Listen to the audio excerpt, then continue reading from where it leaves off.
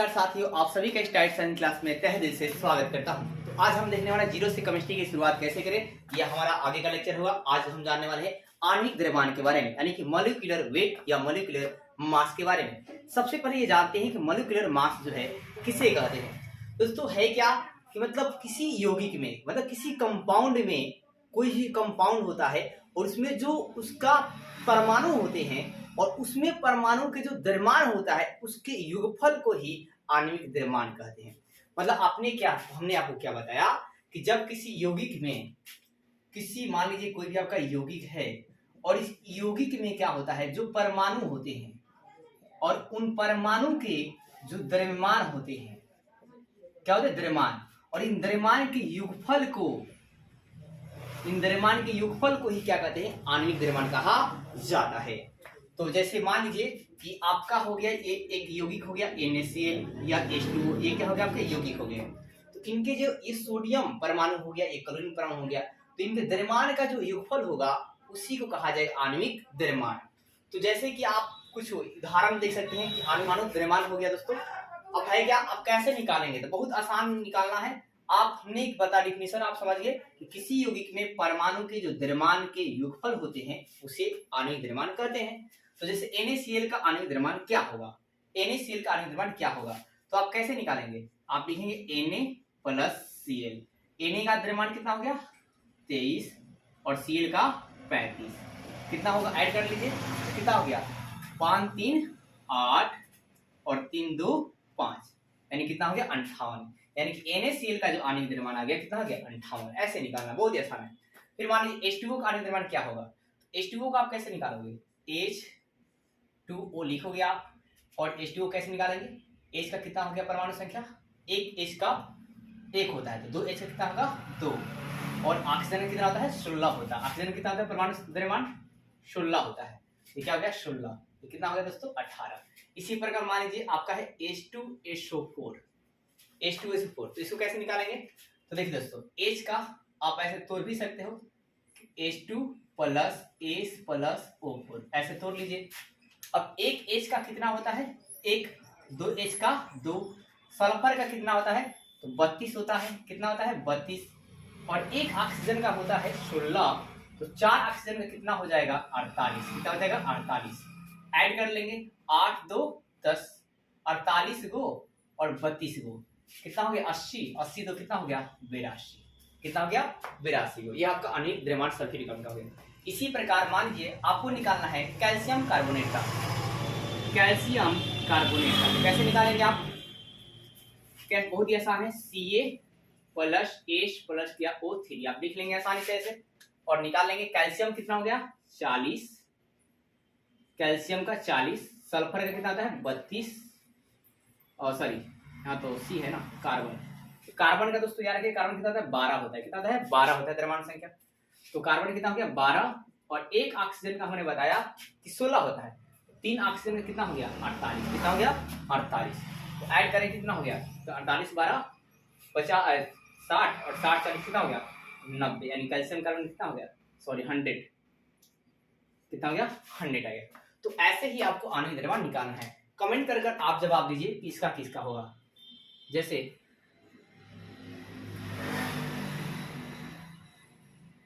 Na2SO4 का क्या होगा आप कमेंट में बताना, MgCl2 का क्या होगा, Al2Cl3 का क्या होगा, ये 3 कमेंट करके आप बताइए कि इसका आणविक द्रव्यमान क्या होगा। समस्थानिक किसे कहते हैं, ठीक है, तो समस्थानिक दोस्तों समस्थानिक किसे कहा जाएगा, तो है क्या कि देखिए दोस्तों, एक होता एलिमेंट, क्या होता है एलिमेंट ये हो गया आपका, और एलिमेंट में आपको 2 चीज होते हैं, एक परमाणु संख्या और एक द्रव्यमान संख्या।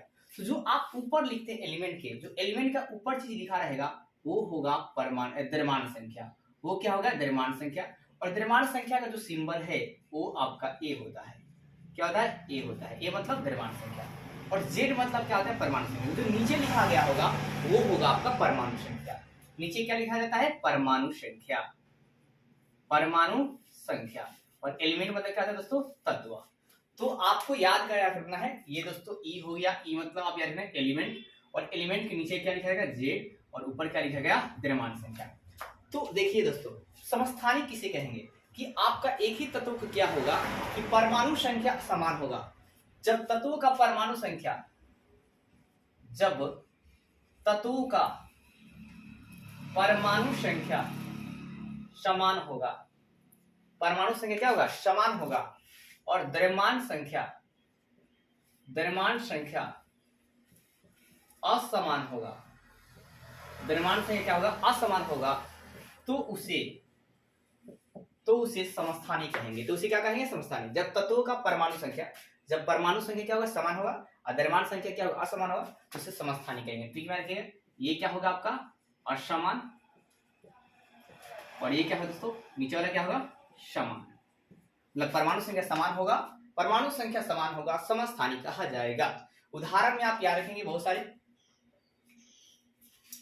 कि दोस्तों, जैसे कि हाइड्रोजन के कितने समस्थानिक होते हैं, हाइड्रोजन के कितने समस्थानिक होते हैं, कितने समस्थानिक होते हैं।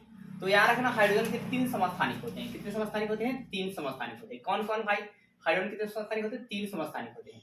एक होता है H1, H आप ऐसे लिख लेना, और बहुत आसान है याद करना, H11, H12, H13। तो अब नाम हाइड्रोजन कितने समस्थानिक है, 3 समस्थानिक है, H11, H12, H13। नीचे परमाणु संख्या तीनों क्या है, सेम है, द्रव्यमान संख्या क्या होती है, अलग अलग होती है। अब H1 का नाम क्या है, प्रोटियम। क्या नाम है, प्रोटियम। H1 का नाम क्या है, प्रोटियम नाम है। क्या है नाम है, प्रोटियम। और H2 का नाम क्या है, ड्यूटेरियम। क्या नाम है, ड्यूटेरियम,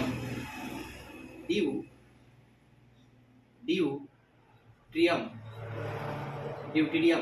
और H13 का नाम क्या है, ट्राइटियम। क्या नाम है, ट्राइटियम। तो H1 का नाम क्या है, प्रोटियम, सिंबल P होगा, ड्यूटेरियम का सिंबल D होगा, और ट्राइटियम का सिंबल L। तो द्रव्यमान संख्या में से परमाणु संख्या घटाने पर न्यूट्रॉन की संख्या निकलती है। तो प्रोटियम में न्यूट्रॉन की संख्या कितनी होगी, तो 1 में से 1 घटाएगा तो कितना होगा, 0। फिर ड्यूटेरियम में न्यूट्रॉन की संख्या कितना होगी, तो 2 में से 1 घटाएंगे कितना आएगा, न्यूट्रॉन की संख्या। ड्यूटेरियम में न्यूट्रॉन की संख्या कितनी होती है, तो 1 होती है, 2 में से 1 घटाएंगे 1 आएगा। और ट्राइटियम में न्यूट्रॉन की संख्या कितनी होती है, ट्राइटियम में न्यूट्रॉन की संख्या 3 में से घटाएगा कितना आएगा, 2 आ जाएगा। क्या आ जाएगा, 2। तो ऐसे न्यूट्रॉन की संख्या दोस्तों याद नहीं किया जाता है, बल्कि उसे निकालने का सिखाता है। न्यूट्रॉन कैसे संख्या निकालेंगे, तो न्यूट्रॉन संख्या निकालने के याद रखिएगा A - Z, मतलब द्रव्यमान संख्या में से परमाणु संख्या घटा देंगे। यह सबसे आसान है कि बड़ा वाला में से छोटा वाला को घटा लेंगे, न्यूट्रॉन की संख्या निकल जाएगी। और द्रव्यमान संख्या निकालने के लिए फॉर्मूला क्या होता है, तो आपको बताया कि A बराबर क्या होता है, P + N होता है। P + क्या होता है, N, जहाँ P क्या है, प्रोटॉन की संख्या, और N क्या है, तो न्यूट्रॉन की संख्या। अनेकों से जुड़े कुछ महत्वपूर्ण प्रश्न देख लेते हैं। दोस्तों है क्या, कार्बन के कितने समस्थानिक होते हैं, तो कार्बन के 3 समस्थानिक होते हैं। कितने समस्थानिक होते हैं, 3 समस्थानिक। यार कार्बन कितने समस्थानिक होते हैं, 3 समस्थानिक। या आप लिख सकते हैं तत्व, और यहाँ पर लिख सकते हैं समस्थानिक। तो कार्बन जो एलिमेंट है, इसके कितने समस्थानिक होते हैं, 3 समस्थानिक होते हैं। कौन कौन भाई, तो कार्बन, ये कार्बन 3 बार ऐसे लिख सकते हैं आप। और कैसे क्या होगा दोस्तों, नीचे परमाणु संख्या 6 6 6, एक 12 होता है, एक 13 होता है, और एक 14 होता है। ये कार्बन के 3 समस्थानिक होते हैं। इसी प्रकार दोस्तों नाइट्रोजन के कितने समस्थानिक होते हैं, तो नाइट्रोजन के मुख्य रूप से 2 समस्थानिक होते हैं। कितने होते हैं, 2 समस्थानिक। कौन कौन भाई, तो नाइट्रोजन आप दोबारा ऐसे लिख लेंगे, नाइट्रोजन, और परमाणु संख्या इसका 7। समस्थानिक का परमाणु संख्या क्या होगा, सेम रहेगा, द्रव्यमान संख्या 14, और एक कितना, 15। तो नाइट्रोजन के जो है 2 समस्थानिक हैं, एक नाइट्रोजन 14 और एक नाइट्रोजन क्या है, 15। फिर इसी प्रकार ऑक्सीजन के कितने समस्थानिक हैं, तो ऑक्सीजन के दोस्तों 3 समस्थानिक है। ऑक्सीजन कितने समस्थानिक है, 3 समस्थानिक है। कौन कौन, तो एक ऑक्सीजन 3 बार बना लेंगे, और दोस्तों तो परमाणु संख्या कितना होगा, ऑक्सीजन 8 8 8, ठीक है। द्रव्यमान संख्या कितना हो जाएगा, तो यहाँ पर आपको 16, ये 17 और ये 18, ठीक है। ये होगा ऑक्सीजन के आपके 3 समस्थानिक। सबसे अधिक समस्थानिक किस तत्व का होता है, तो आप याद करिए सबसे अधिक समस्थानिक जो है पोलोनियम तत्व का होता है। किसका होता है, पोलोनियम का होता है। किसका होता है, पोलोनियम का होता है। और एक बार और बात, पोलोनियम की खोज कौन की है, पोलोनियम की खोज कौन की है, मैडम क्यूरी। कौन की है, मैडम क्यूरी जी की है। कौन की है, मैडम क्यूरी की है। पोलोनियम खोज कौन की है, मैडम क्यूरी। और सबसे अधिक समस्थानिक किसका है, तो पोलोनियम का ही है। किसका है, पोलोनियम का है। किसका दोस्तों, पोलोनियम। और प्लूटोनियम क्या है, एक अर्ध धातु है, ये भी याद रखिएगा आप, प्लूटोनियम क्या है, एक सेमी कंडक्टर है। अर्ध धातु मतलब सेमी मेटल है, क्या है, सेमी मेटल है, सेमी मेटल है। सेमी मेटल वैसे मेटल को बोलते हैं जिसमें मेटल और नॉन मेटल दोनों का प्रॉपर्टी पाया जाता है, उसे सेमी मेटल कहते हैं। मतलब जिसमें धातु और अधातु दोनों के गुण पाए जाते हैं उसे अर्ध धातु कहा जाता है। और एक और आप ऑब्जेक्ट याद रखना कि कोबाल्ट 60 का उपयोग जो है किसमें करते हैं, कैंसर के इलाज में करते हैं। क्या सुना, कोबाल्ट 60 समस्थानिक का उपयोग, कोबाल्ट 60 समस्थानिक का उपयोग कैंसर या विकिरण किया जाता है, कैंसर के इलाज में किया जाता है। तो कैंसर के इलाज में किस समस्थानिक का उपयोग करते हैं, कोबाल्ट 60 का। किसका, कोबाल्ट 60 का। फिर आयोडीन 133 समस्थानिक का उपयोग किसमें करते हैं, तो ग्वाइटर रोग में करते हैं। किसमें करते हैं, ग्वाइटर या घेंगा रोग में करते हैं। आयोडीन 133 का उपयोग ग्वाइटर रोग में किया जाता है। इसमें ग्वाइटर या गलकंड बीमारी में किया जाता है। समान होती है और परमाणु संख्या असमान होती है, उसे समभारिक या आइसोबारिक कहा जाता है। उदाहरण के लिए आपका है क्या दोस्तों, आर्गन, पोटेशियम और कैल्शियम। आर्गन, पोटेशियम और कैल्शियम, इनका आप देखिए दोस्तों, जो जो परमाणु संख्या होती है एक 18 होती है, इनका 19 होता है और इनका कितना होता है 20। लेकिन भारी समभारी की बात करें, द्रव्यमान संख्या आर्गन का भी 40 हो जाता है और पोटेशियम का भी 40 और आपका कैल्शियम का भी क्या होता है 40 होता है। तो ये आपके समभारी के सबसे एक उदाहरण है। Argon, potassium, calcium, argon, potassium, calcium, argon, potassium, calcium, ये क्या है, समभारिक है।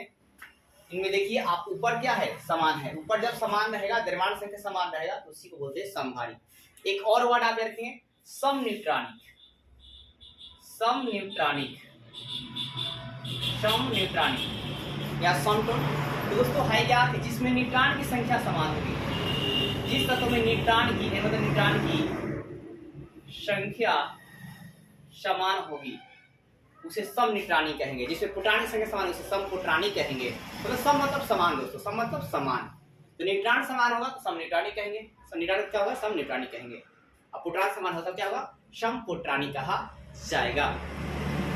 क्या आप कैसे निकालेंगे, तो है क्या दोस्तों, देखिए जैसे मान लीजिए आपका सोडियम है, तो सोडियम कितना होती है 11। पहली कक्षा में 2 होती है, दूसरी कक्षा में 8 होती है, तीसरी में कितनी होती है 1 होती है। तो देखिए दोस्तों जो बाहर में आएगा, जो बाहर में आएगा यही होगा वर्ग संख्या। क्या होगा, वर्ग संख्या। मतलब सोडियम जो है वर्ग 1 में पाया जाता है, सोडियम वर्ग 1 में पाया जाता है। अब आवर्त की संख्या क्या होगी, जितनी बार आप ये लिखेंगे 1 2 3, मतलब जो सोडियम है ये कितने आवर्त में पाया जाता है, तो आवर्त संख्या 3 में पाया जाता है। किस पाया जाता है, आवर्त संख्या 3 में पाया जाता है। आप चेक भी कर सकते हैं दोस्तों, आवर्त संख्या आप देखिए पीरियोडिक टेबल में आवर्त 3 में है। इसी प्रकार मान लीजिए मैग्नीशियम की बात करें तो मैग्नीशियम किस वर्ग में पाया जाएगा, तो कैसे निकालेंगे, 2 8 2, मतलब बाहर में कितना है 2, मतलब इसका वर्ग संख्या कितना होगा, वर्ग संख्या मैग्नीशियम का तो 2 होगा। और कितने आवर्त में पाया जाएगा, 1 2 3, मैग्नीशियम भी आवर्त 2 में पाया जाएगा। सॉरी मैग्नीशियम भी आवर्त किसे पाया जाएगा, आवर्त संख्या इसकी कितनी होगी, 3 होगी। कितनी होगी, 3 होगी। कितनी होगी, 3 होगी। इसी प्रकार मान लीजिए दोस्तों पोटेशियम, परमाणु संख्या कितना होती है 19 होती है। तो पहली कक्षा में 2 गो, दूसरी में 8 गो और ये कितना होगा, फिर 8 गो, फिर कितना होगा दोस्तों 1 गो, 2 8 8 1। ठीक है, ये आपका हो गया इलेक्ट्रॉनिक विन्यास। तो ये भी वर्ग कितना में पाया जाएगा, 1 में, वर्ग 1 में पाया जाएगा। लेकिन आवर्त कितना में पाया जाएगा, 1 2 3 4, यानी कि ये किस आवर्त में पाया जाएगा, आवर्त संख्या 4 में पाया जाएगा। अब देख सकते हैं पोटेशियम किस में है, आवर्त संख्या 4 में है।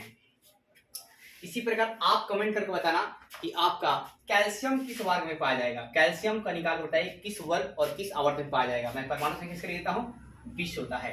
कैल्शियम का निकाल कर बताइए आप, ठीक है, कैल्शियम का, बेरिलियम का बताइए, कैल्शियम का और बेरिलियम का निकाल कर आप कमेंट बॉक्स में जरूर बताइएगा दोस्तों कि ये किस वर्ग में पाया जाएगा, किस आवर्त में पाया जाएगा।